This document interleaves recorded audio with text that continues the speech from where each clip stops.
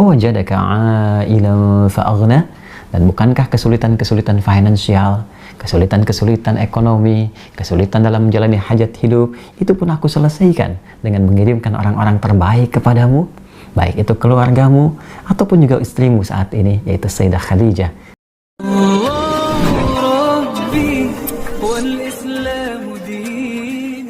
Bismillahirrahmanirrahim. Assalamualaikum warahmatullahi wabarakatuh. Alhamdulillah, wassalatu wassalamu ala rasulillah wa ala alihi wa sahbihi wa man walah wa ba'd. Saudara-saudariku, di awal periode Nabi SAW mengemban misi kerasulan, terdapat beragam tantangan yang beliau hadapi dari umat di sekitarnya.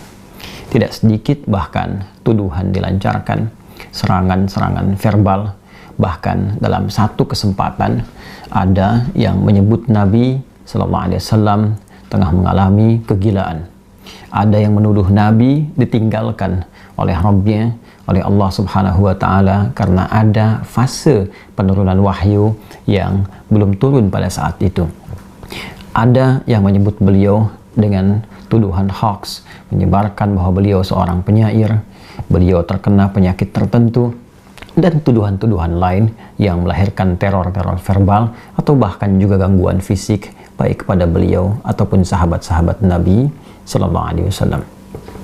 Dalam kesempatan inilah kemudian Allah Subhanahu wa Ta'ala menurunkan dua surat sekaligus.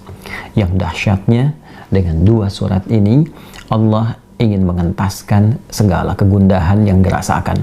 Allah ingin menepikan segala kesedihan yang tengah dialami oleh Rasulullah SAW pada saat itu, sekaligus memberikan pesan besar kepada kita, hikmah yang paling indah dan cara yang paling efektif bagaimana kita bisa melewati masa-masa sulit, sekaligus menghadirkan ketenangan di dalam jiwa dan menyusun solusi-solusi terbaik untuk kita menyelesaikan apapun yang tengah kita alami. Quran surah ke-93 dan surah ke-94, Ad-Duha dan Al-Insyirah, diturunkan oleh Allah Subhanahu wa Ta'ala untuk memberikan kedamaian, ketentraman, sekaligus solusi dalam setiap persoalan yang kita alami, belajar dari hikmah yang pernah dialami Rasulullah sallallahu alaihi wasallam. A'udzu billahi minasyaitonir rajim. Bismillahirrahmanirrahim. Wad-duha wal-laili idza saja ma wadda'aka rabbuka wa ma qala walal akhiratu khairul laka minal ula wala sawfa yu'tika rabbuka fatarda alam yajidka yatima fa'awa wa wajadaka dhallan fahada ووجدك عائلا فأغنى فأما اليتيم فلا تقهر وأما السائل فلا تنهر وأما بنعمة ربك فحدث. والضحى, demi waktu duha yang menghadirkan berbagai ketenangan, kenyamanan dengan pancaran cahayanya sehingga kita merasakan suasana suka. Wal-laili idza saja, ataupun suasana malam yang dipenuhi, diselimuti dengan gulita sehingga sulit kita beraktivitas. Dua ayat ini menggambarkan dua suasana yang saling berlawanan. Satu, suasana suka yang dilukiskan dalam waktu duha, dan dua, suasana duka yang sering digambarkan dalam gelap gulita.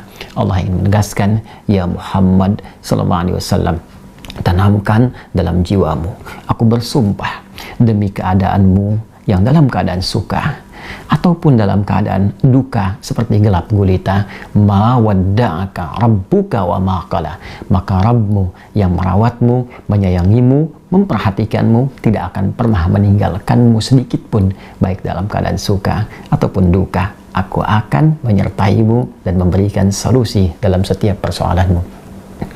Walal akhiratu khairul laka minal ula, dan sungguh akhirat itu lebih bagus, lebih utama dibandingkan dengan persoalan-persoalan dunia yang tengah kau hadapi saat ini. Wala sawfa yu'tika rabbuka fatarda, bersabarlah dengan cobaan-cobaan dunia, bersabarlah dengan tantangan yang harus dihadapi, lulus dalam ujian itu, dan aku akan berikan kepadamu seluruh nikmat-nikmat terbaik di akhirat sampai engkau mengatakan, aku ridha ya Allah, aku Aku puas dengan itu semua. Alam yajidka yatiman fa'awa. Bukankah dulu pun engkau punya kesulitan yang dengan itu aku entaskan, seperti engkau ditinggal oleh ayahmu, engkau ditinggal oleh ibumu, kesulitan yang tidak biasa, lantas aku memberikan solusi kepadamu. Wajadaka dhallan fahada. Dan dalam engkau merasa gelisah pun dulu, bukan hanya sekarang. Dalam engkau sulit pun dulu, bukan hanya sekarang. Bukankah persoalan di masa lalu aku pun berikan petunjuk kepadamu untuk mengatasinya? Wajadaka ailan fa'aghna. Dan bukankah kesulitan-kesulitan finansial, kesulitan-kesulitan ekonomi, kesulitan dalam menjalani hajat hidup, itu pun aku selesaikan dengan mengirimkan orang-orang terbaik kepadamu, baik itu keluargamu ataupun juga istrimu saat ini, yaitu Sayyidah Khadijah alaihissalam. Masya Allah, Allah berikan pelajaran yang sangat besar dari runtunan ayat ini saja. Pesan yang penting kita dapatkan kalau sedang punya persoalan, yakinkan pada diri kita bahwa Allah pasti akan memberikan solusi. Kata Allah, hei orang beriman, dalam keadaan suka ataupun duka, aku pasti akan perhatikanmu. Aku gak akan pernah meninggalkanmu. Tanamkan pada dirimu, kalau punya kesulitan sekarang, jangan kau banyak keluhkan. Bukankah dulu pun kau punya banyak kesulitan dan aku telah tuntaskan? Maka apakah 1000 kesulitan yang dulu yang telah aku selesaikan, berikan solusi, akan dikalahkan dengan satu persoalan ini saja? Tidakkah engkau mengingat persoalan-persoalan di masa lalu? Yang saat engkau lahir, aku datangkan orang tua untuk merawatmu. Aku berikan rezeki untuk membuat engkau tentram. Maka dari 1000 persoalan yang telah aku selesaikan terdahulu, aku berikan solusi. Apakah tidak engkau ingat untuk memberikan kekuatan pada dirimu? Hei, dulu pun pernah diselesaikan. Maka yang ini pun pasti akan dituntaskan. Fa'ammal yatima fala taqhar. Maka dari itu, jika ada orang yang kesepian, saat engkau merasakan penuh kenikmatan, kedamaian, ketentraman, saat orang butuh perlindungan, saat ada yatim butuhkan perhatian, maka berbagilah dengan mereka. Jangan kau berikan sifat-sifat yang kurang baik, karena engkau pun sesungguhnya membutuhkan perhatian dari Allah Subhanahu wa Ta'ala. Wa ammasan ila fala tanhar. Dan bila pun ada yang minta pertolongan, minta solusi, maka berikan yang terbaik untuk dibantu dan jangan pernah menyepelekannya. Karena engkau pun sesungguhnya butuh bantuan. Wa amma bi ni'mati rabbika fahaddits. Dan dengan segala nikmat yang telah Allah berikan kepadamu, maka ungkapkanlah sebagai syukur kepada Allah Subhanahu wa Ta'ala dengan meningkatkan kesolehan, kebaikan dan takarrub kepada Allah Subhanahu wa Ta'ala.